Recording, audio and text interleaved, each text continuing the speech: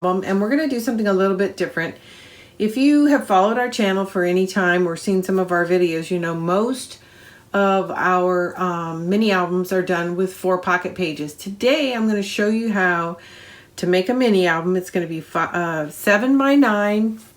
The outside dimensions will be 7.5 by 9.5. The internal pocket page will be 7 by 9, and it will have 5 pocket pages. So I'm going to show you how to add that additional page to your album, and then I'm going to go over in detail kind of how to calculate that on your own. So over time, if you want to make an album similar to something we've done but you want more pages, you'll understand the techniques behind how to manage and measure for your paper. So with that, I'm going to go ahead and get started. We're going to need a few things. You're going to need some score tape. You really can't get away without score tape. We won't be really using any glue today. You'll need the tape. Something to trim with, a pick tool. I use this to pick up the back of the tape. Some people are more effective using their fingernails. For me, that's a real challenge. I don't know why. You'll need a bone folder. And then I use this tool to actually do my scoring. I think it makes a crisper score line. But your bone folder also serves that purpose. This is just a straight edge I use to tear my tape with. You'll need a good, at least if you do it the way I do it, a good metal ruler, at least 12 inches long, longer if you have it. Something to write with. I've got a pencil and a black marker, and your cardstock, of course. And then the last thing you're going to need is some chipboard. Okay, with that, we are going to go ahead and get started. And we're going to get started talking about, as I mentioned before, the hinge and how to determine the paper measurement to add additional pages to your mini album. So as you can see, I mocked one up, and it has 5 hinges on it. So this would hold for 5 pages. So I've already got detailed instructions on how to do this for 4, so I'm not going to go over that. What I am going to do is show you what I put together for this album, give you the measurements for this album, and then kind of talk to you as I go along about how I came up with it. So this album, as I mentioned, is going to be 7.5 by 9.5. I did not have any 12 by 12 paper, which I would recommend you get matching 12 by 12 paper if you can. The paper I chose to use is the Recollections from Michaels, and they don't carry the cream in the 12 by 12 anymore. They have white and black, but not the cream. So you can make it work, but I would recommend using a broader piece of paper if you can. And here's why. Once you get all your pleats in, or hinges, you have a little flange that's left over. This flange helps us attach this hinge to the inside of our book. All of the hinges will be inside the spine area, and this will actually flow over into the cover of the front and back. So it's better to have a little bit more because these serve kind of as an anchor attached to the outside pages, in addition to all the stuff that's being held together inside the spine area. So now that I've said that, you can work around it, but like I said, if you have a 12 by 12, I'd recommend using that. So the next thing you want to do is you want to trim the height of your paper to be sure that it'll fit inside your pocket. And the way I do that is I determine the size of my pocket page, and in this case, it's 7 by 9. 7 by 9. So that means the height of this needs to be slightly smaller than 9, because I've got a pocket page that's going to go over this, and this piece right here needs to slip inside the pocket page. And here's a pocket page already made. It'll need to slip in like so. So it can't be exactly the same size. It needs to be smaller. How much smaller? That really depends on you. I don't want it to be much smaller than the pocket page, so I make it 1/8 inch smaller. So the height of this is 8 7/8, intended to go be married up and paired with 7 by 9 pocket page. So I just make it 1/8 inch shorter. So it makes for a very snug fit. So it's a little bit of a challenge getting the pocket pages on, but they don't wobble at all when you get them on. And then you don't have to worry about sliding your pocket up or down. Some people make it a 1/4 inch shorter. Then you have to decide, if my page is a 1/4 inch taller, do I have the excess on top or on the bottom? Mine is so close, there's very little room, so it pretty much fits on and it doesn't really slide up or down. So that's why I do it this way, but you can change your the model if you want. You can make this considerably smaller if you want to. Okay, with that, I'm going to sit down because I need to focus a little bit more on some of what goes into designing this. So in the case of this hinge, because I knew I wanted five pages attached to it, it's pretty easy to find your midpoint because you're going to have one of the hinges be in the center. Now I'm going to pull in my scoreboard and show you how I did it. So here's my scoreboard.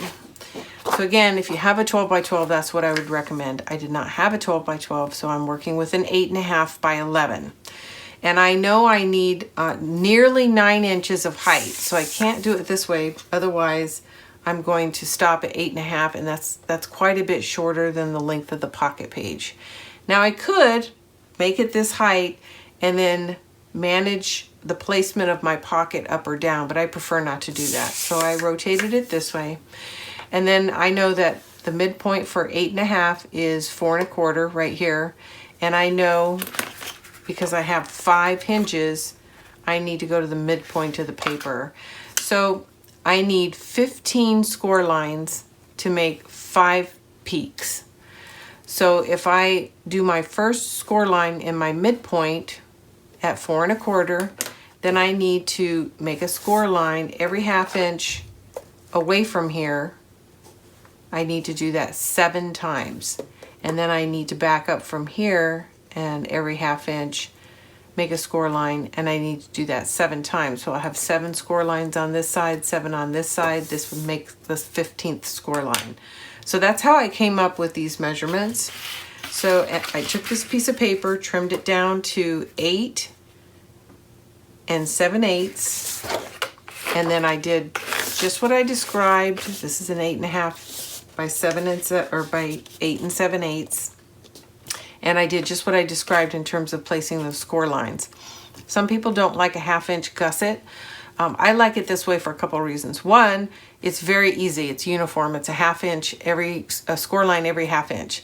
The other thing is I like to add a lot of flaps and pockets. And when you do that, and then you add photos on top of it, it really starts building up. And I don't want my pages so wide that the cover doesn't close completely. I want my cover to close completely around my album. I don't want it to spring out because I didn't leave enough room in my gussets. So most of the time, this is the right measurement for me. People that want to keep it simple and maybe only a pocket, no flaps, they don't intend to do a lot of layering techniques like waterfalls inside the pages, a 1/4 inch gusset would work. And it's the same process. The measurements are slightly different. You would do a 1/2 inch, a 1/2 inch, a 1/4 inch, 1/2 inch, 1/2 inch, 1/4 inch. But again, like I said, this one's so bulletproof. It's the one I go to all the time. I do recommend that the peak be at least a 1/2 inch because I think you need that much grabbing onto the pocket page to make sure that it's secure. So that's how I came up with these measurements. Once you do that and you score it and you get through your folding, you're going to put tape on one side of each one of these peaks. So I've got tape on this side, and so on. I'm going to remove that tape and I'm going to pinch my pleats or my hinges together, and you'll start to see this emerge. When you're finished, it'll look much like this. Your flanges might be longer, and hopefully they are, because you want as much flange as possible so that it'll go up and around the outside covers. So when you're finished pinching everything together, it's going to look like this. So let's go ahead and do that together. And then I'm going to stop there, and then I'm going to go over kind of how I got to this, how I measure my spine once I get this complete. So now you know you want 5 pages. The next step is going to be, after you finish your spine, is to figure out what your cover is going to look like and your spine, so that you can trim out your chipboard pieces. So we'll go over that next.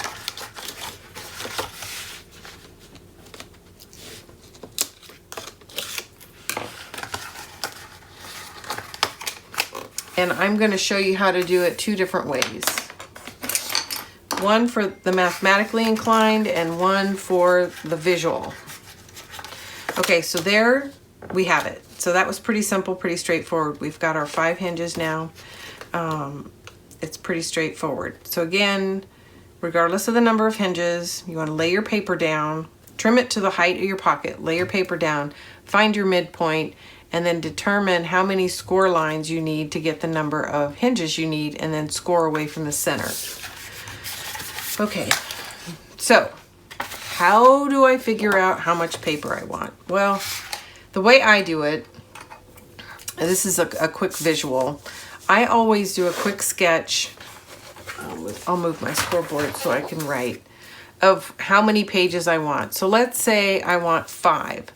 So I know I need a leading 1/2 inch gusset, and I need a 1/2 inch on 2 sides to make what is the hinge. So this is the hinge and this is the gusset.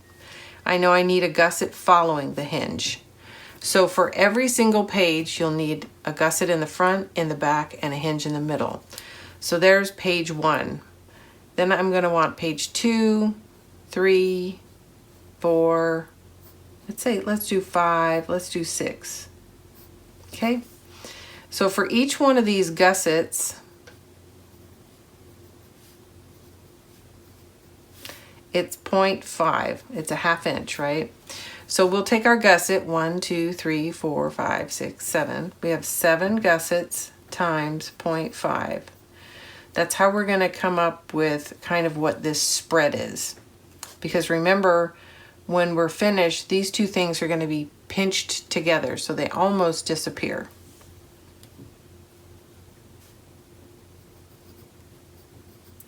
So if you have 7 gussets at a 1/2 inch each, you're going to have 3.5 inches. That's almost perfect, but not quite. Each one of these, when folded together, actually takes up a little bit of space, and the amount of space that it takes up, and it's very insignificant, but if you want to be precise, the amount of space that it takes up on 65-pound paper would be 0.025. And you would need to multiply that by the number of pages, and in this case, it's 6. And then you get another number here. And I have to do that longhand because I don't know what the answer is. So we have 0.25 by 6, 15, 1, 2. That doesn't seem right. 0.25, 6, 12, 13, 14,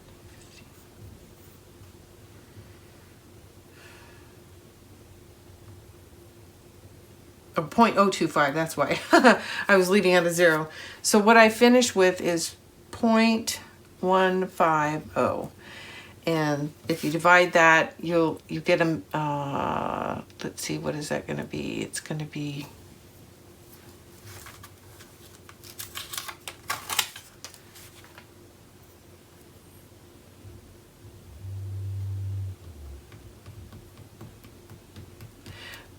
125. That's 1/8 of an inch. 2, 5.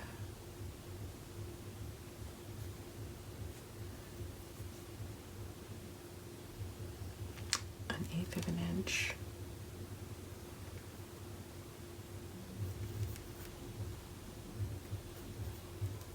25025. I think that's a 32nd. I can't, I have to figure out what that is, but it is something, some percentage of an inch. So in this case, you would need to make this your overall spine would equal 3.5 plus 0.150. So in this case, it would be 3.650. Okay, so just under 3 3/4. The other way to come up with this measurement, and sorry that took so long, but the other way to come up with the measurement is go ahead and build your spine like I did. And then you know you need a 1/2 inch from here to here to be your gusset. So you can come up with that 1/2 inch a couple of different ways. You can write your little tick mark, or you can do a score line. And I'm actually going to do a tick mark. And here's where my ruler comes in handy. So if you do your 1/2 inch from the hinge line, I'm going to move the background cream so you can see it better. A 1/2 inch from this score line. And this is actually 3/4 inch, so I'm going to put a tick mark at a 1/2 inch. And I'm going to do the same thing over here.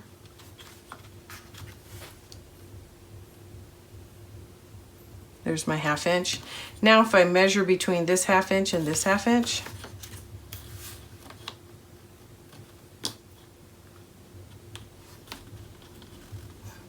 if I can get my ruler to behave, making sure that everything is flat, because that's how it's going to go into the book. You want to make sure that your hinge is pushed all the way down to the paper, because it wants to curl because of all the scoring that we've done.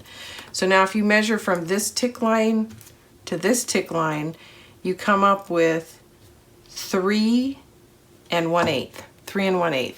And those are the measurements that I had actually done here last night. So with 5 pages, we have 6 times the 1/2 inch gusset. You're always going to have one more gusset than you're going to have page, because you have a leading and a trailing gusset. So you have 6 times 1/2 inch, that's 3. Plus I know when I create my peaks, I'm going to use up a little bit of paper for each peak, and that's 0.025 times 5 peaks. That came out to 0.125, or 1/8. So that's also the equivalent of 1/8. So that's how I came up with 3.125 mathematically. But if you do what I just did, you can come up with that visually as well. It's only, you have to build the hinge first if you want to back into it that way. Build the hinge first, add your tick marks, measure between the two. That's the width of your spine. You add another page, same thing. Make sure you have a leading and a trailing gusset. Put your tick marks or a score line, measure between the two. That is the width of your spine. So there's not a whole lot of magic there. Pretty straightforward. I'm going to cover one more thing here. When you are doing your hinge, again, you always want to start with the middle of the paper. So I did mine this way, and it was 4 1/4. My preference is always to have more on either side, but always start in the middle. If I was going to change the orientation to 8.5 by 11, my midpoint would be 5 1/2. I would use that as my center line and score away from it. In the case of an even number of pages, you will not have a peak right at the center of your page. It'll actually be offset slightly. So make a note that 5 1/2 is the center, but what I really want is for this gusset to be the center of the spread. So I'm going to back off to 5 1/4 and 5 3/4. There's my midpoint of the paper, and there's my middle gusset. So you just back off your midpoint a 1/4 inch if it's even pages, and you score directly on the midpoint if you have odd pages. So it's that straightforward. So hopefully with that, everybody will be able to modify and customize their hinges as desired. So we are done with that lesson for now. I'm going to chop this video up and move this over into a tips section. So if you didn't want to go through the whole tutorial, you can just get a refresher on how to make your make your hinge and the number of pages you want fit the book that you are designing.